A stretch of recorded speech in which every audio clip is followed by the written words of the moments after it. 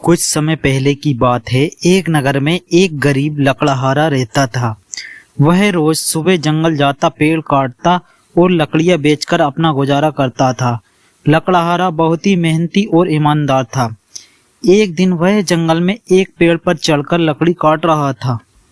पेड़ एक नदी के किनारे था। लकड़हारा पेड़ पर चढ़कर उसकी शाखाएं काट रहा था कि अचानक उसकी कुल्हाड़ी हाथ से फिसलकर नदी में गिर गई।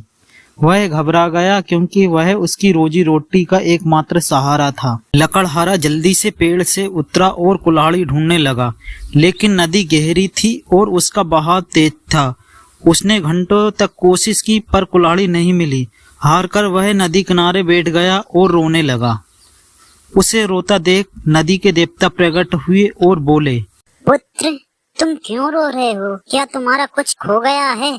लकड़हारे ने देवता को सारी बात बताई। देवता मुस्कुराए और बोले, पुत्र, तुम चिंता मत करो, मैं तुम्हारी कुल्हाड़ी अवश्य ढूंढ कर लाऊंगा।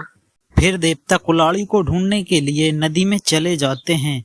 कुछ समय बाद देवता पानी से बाहर आए। उनके हाथों में एक चमकती हुई सुनहरी कुल्हाड़ी थी। देवता ने पूछा, क्या यह कुल्हाड़ी तुम्हारी है? लकड़हारे ने कुल्हाड़ी देखी और तुरंत सिर हिलाते हुए कहा, नहीं देवता जी, यह मेरी कुल्हाड़ी नहीं है, यह बहुत कीमती लगती है। देवता मुस्कुराए और फिर से नदी में चले गए। थोड़ी देर बाद देवता चांदी की कुल्हाड़ी लेकर लौटे। देवता ने पूछा, क्या यह कुल्हाड़ी तुम्हारी है?